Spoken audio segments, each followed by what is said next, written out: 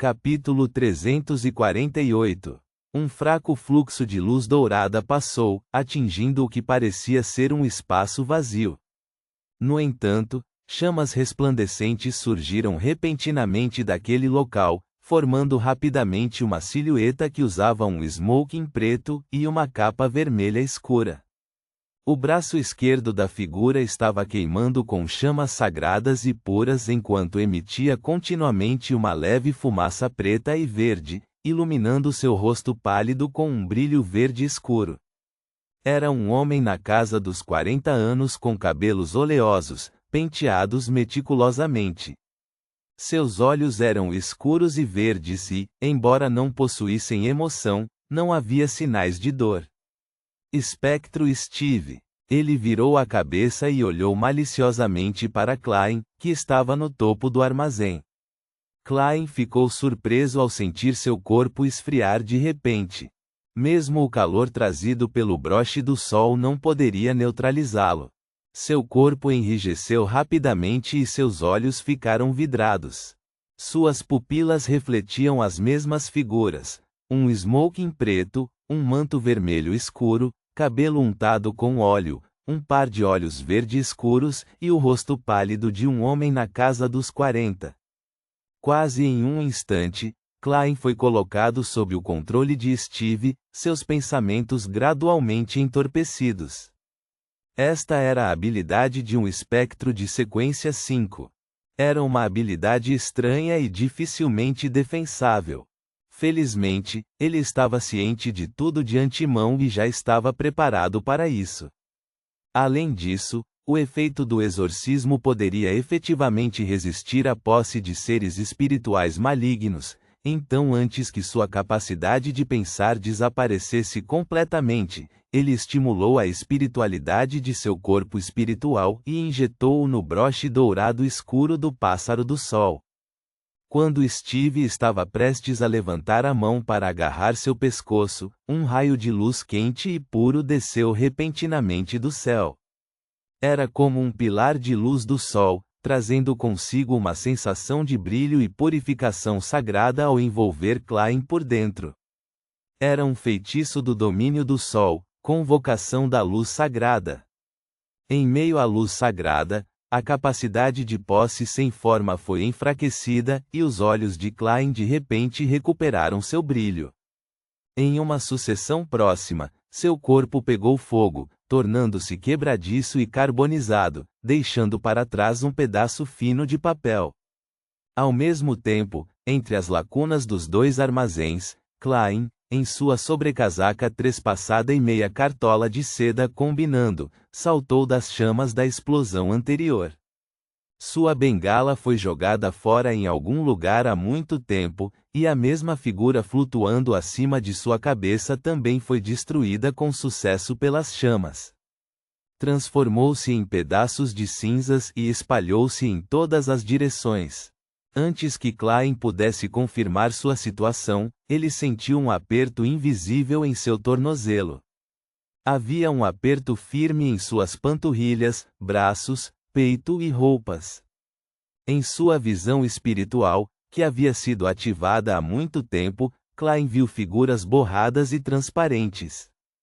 Algumas delas estavam incompletas, algumas estavam cobertas de sangue, outras tinham a pele preta queimada e outras eram pálidas e frias.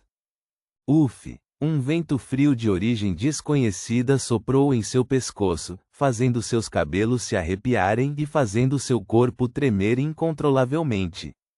O broche dourado escuro do pássaro do sol na frente dele de repente brilhou com uma luz forte, e chamas ilusórias douradas começaram a brilhar ao redor dele uma após a outra. Essas chamas emitiam a aura do sol e, por serem tão densas, formavam um mar. Este foi o fogo da luz do domínio do sol.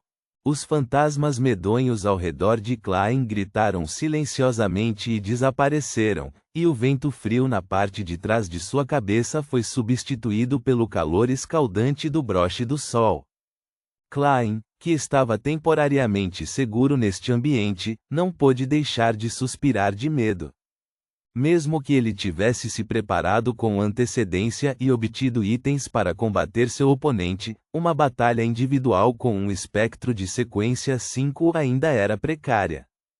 A performance quase terminou em fracasso desde o início.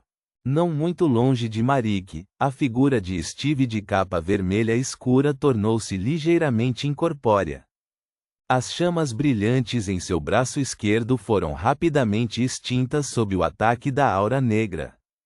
Seus olhos brilhavam com uma luz verde escura, cheios de malícia e desejo. Ele parecia ter enlouquecido e perdido a capacidade de pensar. Neste momento, com o aviso do tiro, Marique se distanciou e dirigiu os zumbis de rosto entorpecido que rastejaram para fora da terra para cercar o lobisomem Tiri. Ele criou camadas escorregadias de gelo e lama podre na tentativa de afetar os movimentos de seu inimigo. Tiri segurou a pequena lua cheia que emitia uma luz carmesim enquanto corria sem parar. Quando foi bloqueado por um zumbi, ele casualmente deslizou para baixo. O zumbi foi imediatamente dividido em 6 pedaços. A longa carne podre e as larvas contorcidas espalhadas por todo o chão.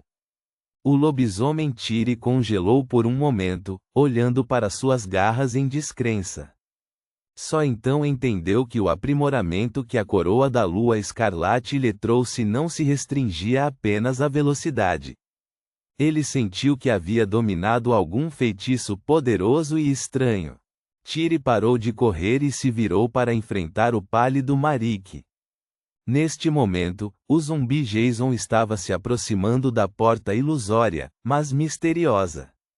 Seu corpo estava coberto de trepadeiras verde escuras que se projetavam dos rostos dos bebês. Ele estava sendo arrastado por braços cheios de dentes ou sem pele. Seus olhos estavam quase tocando a fresta da porta de bronze enquanto ele olhava friamente para os olhos indescritíveis escondidos na escuridão. Era como se aquele lugar fosse o descanso final de seu coração. Não. Seu corpo, controlado pela sede de sangue e pelo desejo de matar, gritou estridentemente. O lobisomem Tiri, que estava prestes a contra-atacar, parou instantaneamente. Cerrando os dentes, jogou a versão em miniatura da lua cheia carmesim em Steve. Somente permitindo que um Beyonder de sequência 5 usasse sua força, ela mostraria seu verdadeiro poder, permitindo que a batalha chegasse a um fim rápido. Só assim Jason teria chance de ser resgatado. Ao ver isso, os olhos de Klein brilharam e ele imediatamente estalou os dedos. Pou! Bang! Na trajetória da coroa lunar escarlate, um explosivo pré-enterrado levantou o solo, soltou uma rajada de vento forte e impactante e detonou uma chama escarlate. Sendo atingido por isso, a coroa da lua escarlate foi redirecionada e pousou em outra direção. Estrondo! Outro explosivo explodiu, induzindo uma luz ardente a subir. Klein saltou e atacou a coroa da lua escarlate que não estava muito longe dele. De repente, uma palma pálida apareceu bem na frente do local de pouso da coroa da lua escarlate e a agarrou. Era ninguém menos que Steve, que havia desaparecido e reapareceu. Seus instintos o fizeram perseguir a lua cheia. Pá! Com um som suave, Steve agarrou a coroa da lua escarlate. Seus olhos verdes escuros, cheios de malícia e desejo, ganharam um traço de brilho espiritual. Isso o levou a retornar da forma de um espectro puro para uma potência de sequência 5.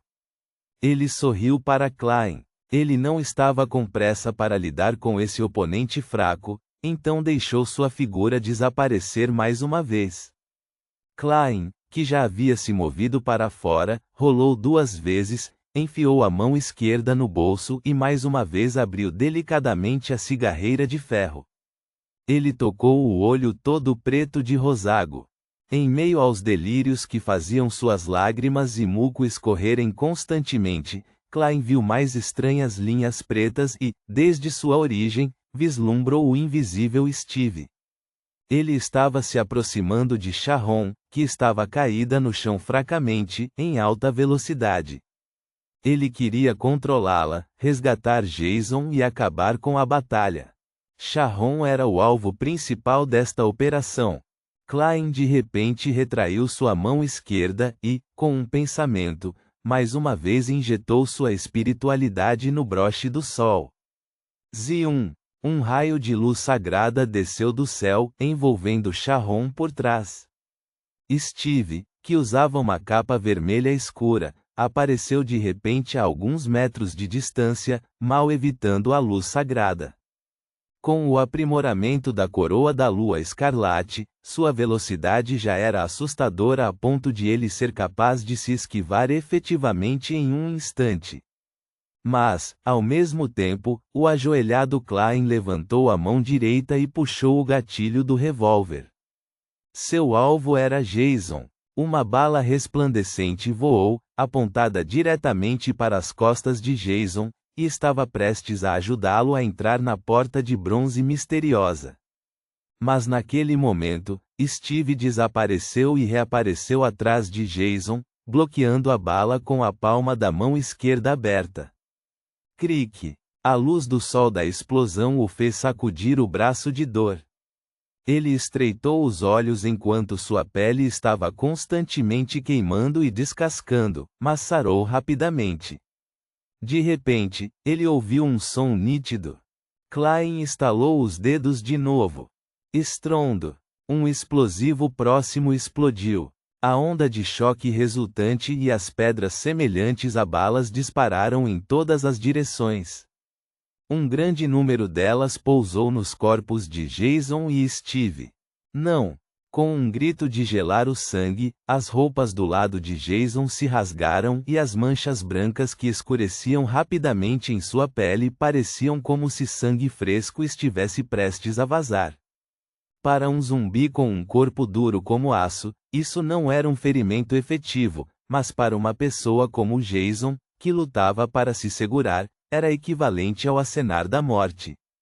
Ele não conseguia mais se segurar quando aqueles braços aterrorizantes rapidamente o puxaram para a fresta da porta de bronze. Não!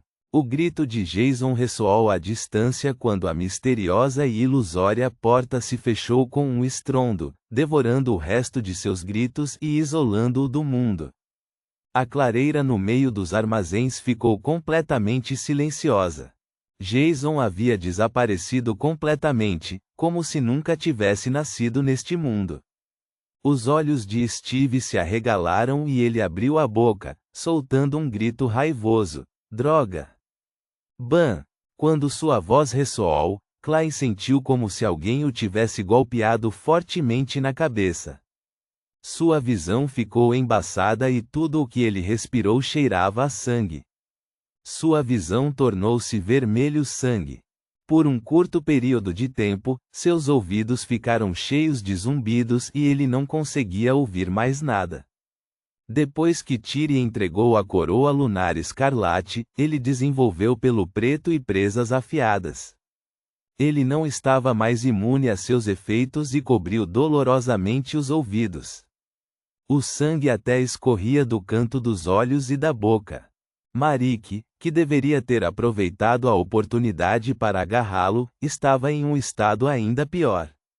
Seu desejo e malícia, que haviam sido suprimidos pelo sedativo, voltaram à tona mais uma vez, fazendo-o quase perder o controle de seus zumbis. Sua expressão era extremamente distorcida.